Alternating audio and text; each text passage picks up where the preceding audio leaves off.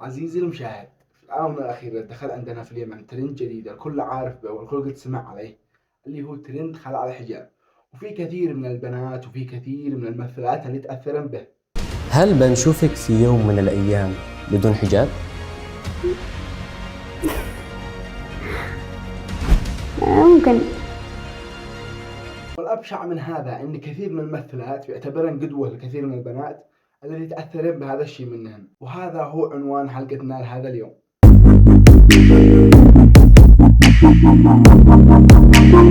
السلام عليكم ورحمة الله وبركاته أعزائي المشاهدين والمتابعين. طبعا أنا انقطعت عليكم الفترة السابقة بسبب انشغالات، فأنا أعتذر. طبعا الموضوع مثل ما ذكرت لكم في أول الفيديو اللي هو ترند خلع الحجاب. هذا الترند المستفز، الترند اللي هو منافي لعاداتنا وأخلاقنا وديننا. تأثر فيه كثير من الممثلات اليمنيات وكثير من البنات، مش الكل، البعض. وفي من عادها محافظة على عاداتها وتقاليدها ودينها. وحياة أي شخصية عبارة عن دين وأخلاق وكرامة وقيم ومبادئ إلى الآخر، وهي كلها عبارة داخل صندوق. هذا الصندوق كل ما هذول الأشخاص يشتهروا بسبب بيسحب من داخل الصندوق هذه قيمه أو دينه أو أخلاقه عشان الناس ينتقدوه ويشهروه، لكن ما هو واعي إنه هذا الانتقاد والشهرة هذه شهرة بطالة في الأخير. بيشتهر على حساب سمعته. الناس بيندشوا بيضحكوا عليه بيتكلموا عليه، يعني هو مشهور، صح مشهور، ما عندهم متابعين، بس أي شيء، حتى أي واحد يذكره بكلمة خير.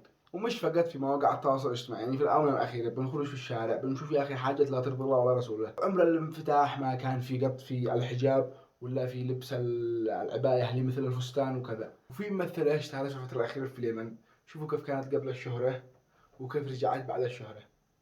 بسبب هذه العينات في كثير من البنات اللي بيعتبرن هذه الفنانة قدوة لهن بتشجعين على خلع الحجاب. وبدك تخرج في الشوارع بتشوف البنات خلعت الحجاب. في كثير حتى بنشوف في مواقع التواصل الاجتماعي من بدعم ومن بيروج ومن كذا.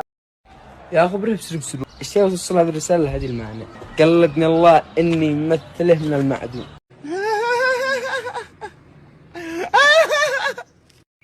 بسم الله وين وصلت؟ الذي بينتقدوها والذي بينزلوا عليها ستوريات منشورات مدري ايش. يا اخي وصل ساعة ما هي، وصل ساعة ما هي، ورينا وصل ساعة ما هي. الله اكبر عليك، ايه الحلاوة دي؟ ناس زبالة، المفتوح زبالة.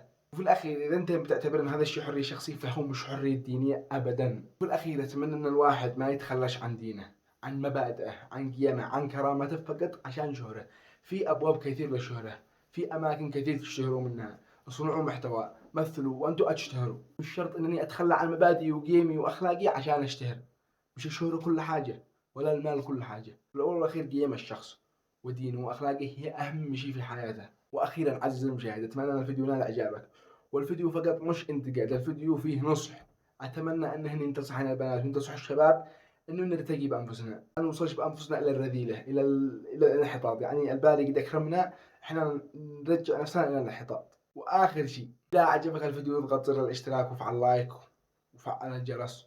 والسلام عليكم ورحمة الله وبركاته.